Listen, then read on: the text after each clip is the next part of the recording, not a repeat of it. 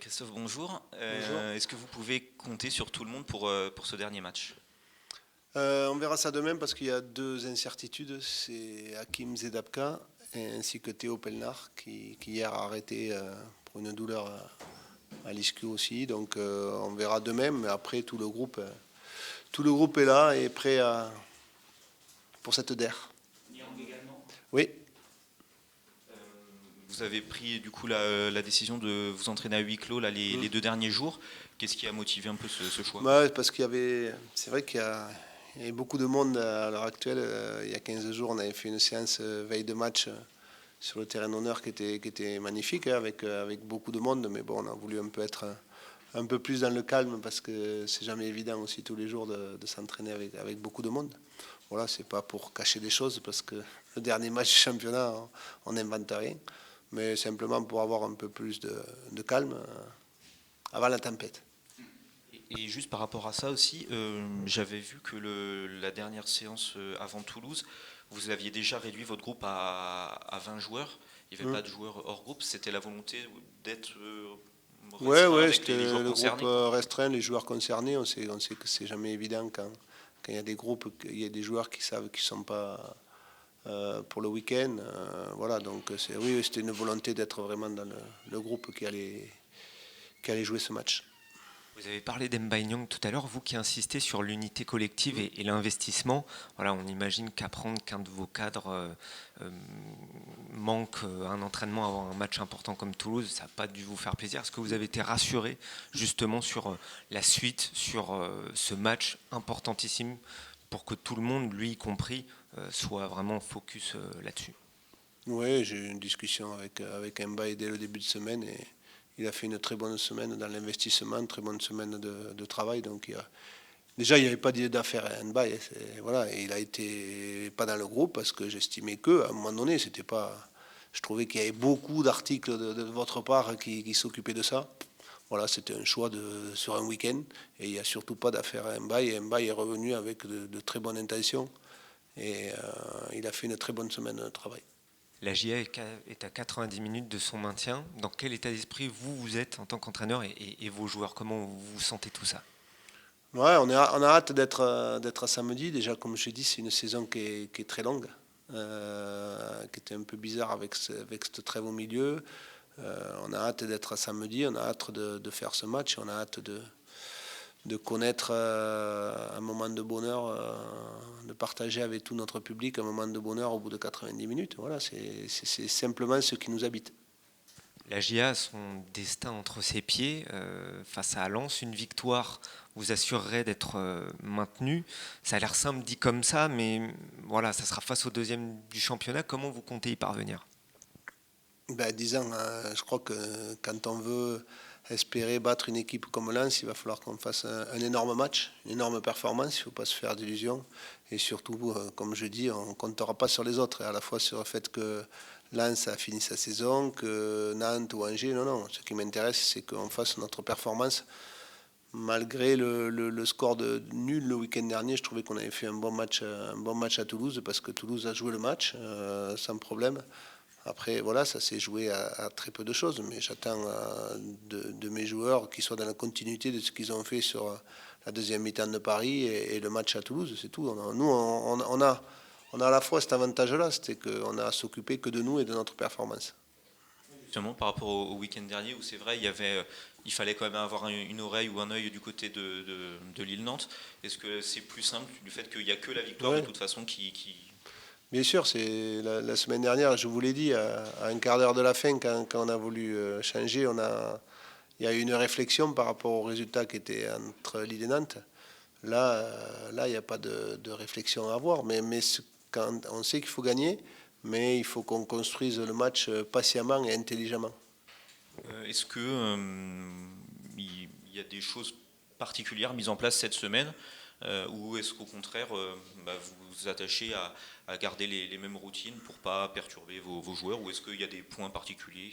Non, j'ai fait le choix de ne pas modifier et de rester dans ce qu'on a l'habitude de faire. J'ai réfléchi à un moment donné de partir au vert, mais je disais que ça ajoutait encore plus de pression et Voilà, donc non, là, les joueurs, demain on a la dernière séance, on mange ensemble après les séances comme on fait le vendredi soir et puis on se retrouvera samedi matin parce que quand on joue en plus à 21h, les journées sont longues. Donc voilà, je crois que c'est pas là qu'on va modifier beaucoup de choses. Au contraire, il faut laisser les joueurs un petit peu dans leur routine, dans ce qu'ils ont l'habitude de faire. Il ne faut pas perturber à ce moment-là de la saison. Ne pas faire appel, par exemple, à un préparateur ou coach mental sur ce genre de truc, Non, non, ça, c'est pas votre truc. non, et puis non, parce que j'y crois pas sur des derniers matchs d'appeler un gourou. Non. Après, attention, c'est pas que je ne crois pas au préparateur mental, parce que j'estime que c'est un travail qui est fait sur le long terme, sur une saison, c'est une très bonne chose. Mais j'y crois pas sur un match. Avant ce genre de match crucial pour préparer leurs troupes, il y a certains coachs qui font de grands discours, qui citent des grands personnages de l'histoire ou qui font des montages vidéo sur des moments particuliers de la saison, des proches, des supporters qui parlent. Est-ce que vous avez préparé quelque chose de ce genre-là avant cette rencontre, le jour du match ou même la veille? Est-ce que vous avez déjà un peu réfléchi à ça? Déjà réfléchi à ce que j'allais dire, mais vous savez, tout ce que vous dites, on a tout fait, tous, et je croyais que c'est pas ça qui fait gagner les matchs, croyez-moi. Et puis en plus, ouais, même dans la saison, hein, il y a des moments de saison où il faut aller toucher un peu les joueurs dans leur émotion, d'aller toucher un peu les joueurs dans leur orgueil, toucher les joueurs dans leur confiance. Là, sur le dernier match, c'est qu'il faut axer beaucoup sur la confiance des joueurs, sur la qualité. Après, voilà, on montre des choses, bien sûr, en vidéo, mais après, aller toucher beaucoup l'émotionnel, je trouve que c'est dangereux. Parce que je l'ai mis en place et voilà, ça n'a jamais très bien marché, je trouve. Vous avez toujours réussi vos missions maintien, que ce soit à Amiens ou Lorient. Quand on est un coach comme vous, on doit avoir des doutes, mais aussi des certitudes.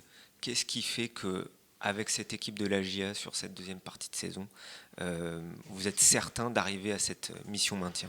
Non, mais on ne peut pas dire qu'on est certain, c'est toujours compliqué. Moi, simplement, ce que je dis, c'est que, et je vous l'ai déjà dit, le 1er février, on perd à Monaco et on a 8 points de retard sur le premier non relégable. Donc, jouer ce match-là, c'est une chance. Jouer ce match-là avec le fait de pouvoir faire ce maintien en gagnant le match en ne dépendant de personne devant notre public, il faut prendre ça comme une chance. Parce que ça aurait pu aussi basculer pour nous d'être comme certaines équipes qui sont en Ligue 2 déjà depuis un moment. Et on a eu cette qualité pour montrer que sur la phase retour, on fait une très bonne phase retour. Maintenant, voilà, il y a un match. Malheureusement pour nous, comme je disais aussi, il y a eu cette réforme du championnat parce que s'il y a eu on serait maintenu depuis un moment. Mais voilà, je crois que Nantes doit dire la même chose que nous. Voilà, je peux pas dire, je suis certain. Après, je vois comment mon groupe évolue. Je sais que c'est un groupe qui lâche rien. Ils l'ont montré sur tous ces matchs-là et qu'ils ont envie, voilà, de maintenir la GIA en Ligue 1 parce que ce que je leur ai dit qu'une saison de foot, c'est toujours une aventure humaine. Et que quand on réussit l'objectif, que ce soit une montée, que ce soit un maintien, on se rappelle toujours. On se rappelle toujours en tant que sportif, on se rappelle toujours en tant qu'homme après. Et ça, c'est ce qui marque la carrière d'un joueur. Il y a des joueurs hors normes qui ont des titres. Il y a des joueurs comme nous qui n'avons pas de titre. Mais par contre, on est marqué par ces aventures humaines. Et je pense que réussir le maintien avec Auxerre cette année dans une année à 4 descentes en étant là où on était en février, ça peut marquer les hommes. Est-ce que vous avez reçu des marques de soutien de la part, je sais pas, d'anciens ou de proches du club? Parce que c'est vrai que le club a une longue histoire et on sent qu'il y a beaucoup de monde qui est attaché à ce que la GIA reste en. Ouais, à titre personnel, non, à part Djibril Cissé, qui la semaine dernière est venu nous rencontrer et que j'ai par message. Et je pense qu'il sera là d'ailleurs samedi. Mais voilà, après, non, pas de marque particulière, si ce n'est beaucoup aussi des gens qui travaillent au club, voilà, qui sont tout. On sent que tout le monde est derrière cette équipe-là. Parce que je trouve aussi que cette équipe-là l'a mérité. C'est-à-dire que ce qu'elle a montré sur le terrain, comme je leur dis, des fois on ne réussit pas tout, mais par contre on ne lâche jamais rien, et ça c'est hyper important. Vous disiez, on ne va pas s'occuper du résultat de Nantes-Angers, mais le public de la Baie des Champs se Oui, chargera de vous le faire ça savoir. je ne pourrais pas l'empêcher. D'ailleurs à Toulouse, ils nous ont bien montré que Lille avait marqué. Non, mais bon, voilà, mais c'est logique, il n'y a pas de problème là-dessus, mais quand je veux dire, c'est la préparation du match. Il faut qu'on soit concentré. Pour battre une équipe de Lens, on ne peut pas se permettre d'avoir une partie de notre cerveau qui soit ailleurs. Donc il faut qu'on soit focus à 120% sur ce match pour espérer les battre. Et par rapport à Lens, justement, vous disiez à Toulouse que c'était peut-être la meilleure équipe de Ligue 1 cette saison. Elle vous impressionne au niveau de ce qu'elle dégage collectivement? C'est très bien huilé, c'est très fort. Oui, c'est très fort. Je crois que c'est très fort sur le plan offensif, c'est très fort sur le plan défensif, c'est la meilleure défense. On voit des joueurs qui font des efforts pour le collectif qui sont... quand on est coach, c'est vraiment incroyable. Donc voilà, après... Comme j'ai dit, pas plus tard que ce matin aux joueurs, on les a quand même embêtés sur le match aller. Voilà, maintenant on a des armes aussi, bien sûr que Lens en a, mais on ne va pas passer le temps à parler des armes de Lens, autrement la conférence va être très longue. On va parler surtout de nous et le fait qu'on est capable de se mettre à leur niveau. Et là, il y a 90 minutes où c'est que la détermination, l'envie doit être décuplée chez nous. Ce sera le 12e match à guichet fermé de la saison à la Baie des Champs, en public qui vous a toujours soutenu. Si vous aviez un message à adresser aux supporters là, avant ce match, ce serait quoi? C'est un grand merci. C'est un grand merci parce que, comme vous dites, entre guillemets, c'est facile d'être supporter quand l'équipe tourne et quand l'équipe gagne. Mais moi, j'ai le souvenir d'un match contre Toulouse, d'ailleurs, où on prend 5-0 ici. On est à 3-0, le public a continué à nous encourager. Donc là, c'est des signes qui sont importants. Et je l'avais dit à ce moment-là, je ne sais pas à combien l'unité était importante. Je ne peux pas dire à c'est tant de pourcents. Mais je suis persuadé que ce public-là nous a permis de prendre des points ici. C'est certain. Donc j'espère que demain, ils vont nous permettre, nous pousser encore. Et franchement, les joueurs, tout le monde, on se sent galvanisé quand on arrive dans ce stade-là. Donc on espère que demain... on va tous pouvoir faire l'exploit et de faire tous une belle fête ensemble. Ryan, le coach nous a dit qu'il s'attachait à garder les routines dans cette semaine, même si à la fin de la semaine il y aura un match très, très important. Est-ce que tu sens ça? Est-ce que tu sens que finalement vous êtes dans vos marques et même s'il y a un gros objectif au bout, voilà, vous l'abordez un peu de manière sereine? Bien sûr, il faut surtout garder ce qui a marché. Donc ça rentre dans cette routine-là. Et pourquoi changer au dernier moment?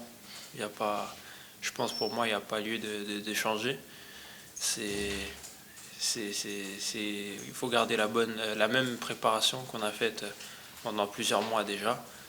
Et voilà, on va essayer en tout cas d'engranger le maximum de confiance avant ce match. La petite différence, c'est qu'il y a huis clos sur les 2 derniers entraînements. Je pense que ça peut être bénéfique pour vous resserrer entre vous, vraiment être dans votre calme un peu déjà dans votre préparation. C'est ça, vous l'avez dit, c'est histoire de rester vraiment entre nous, entre joueurs, entre staff, de vraiment se concentrer sur ce dernier match parce que qui est quand même quelque chose d'important pour tout le monde, pour le club. Donc oui, c'est aussi de se retrouver entre nous.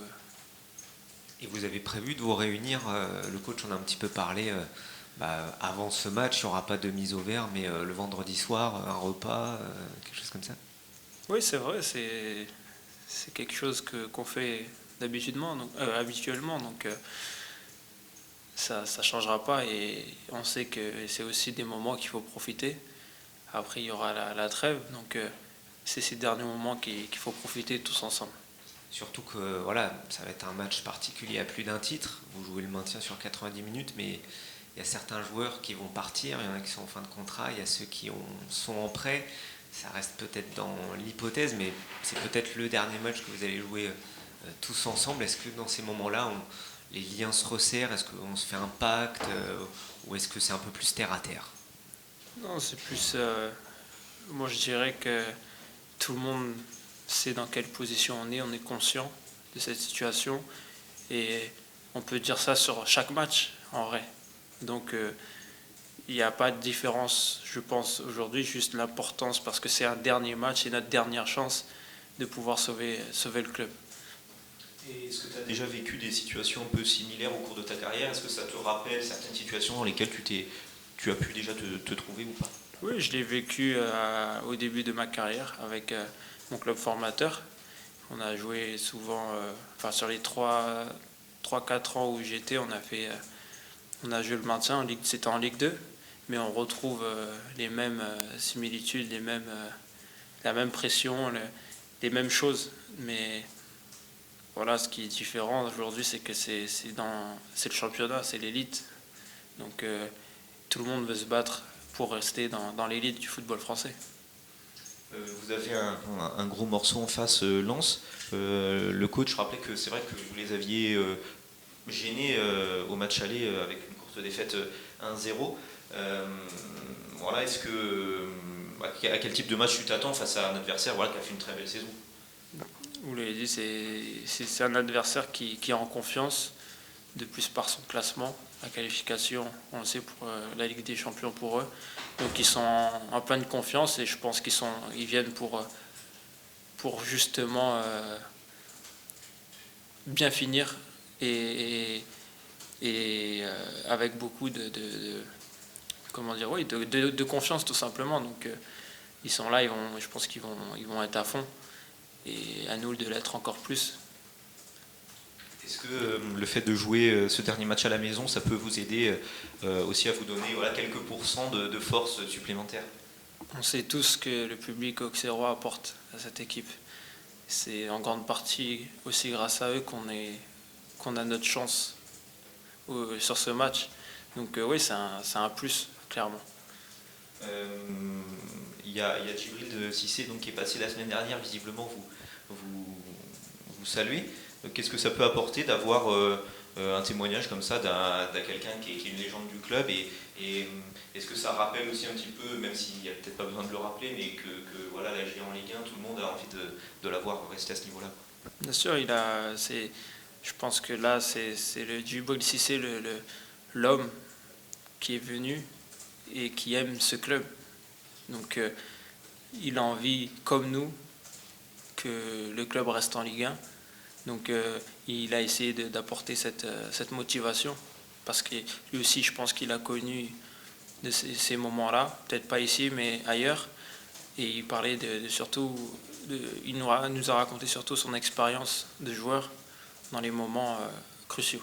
Parce que c'est un tempérament, c'est un gagneur, Bien sûr, il sait qu'il peut rien faire encore. Enfin, il peut plus rien faire pour nous sur le terrain, malheureusement. Donc, il essaye d'apporter ça à son leadership et son amour du club à tous.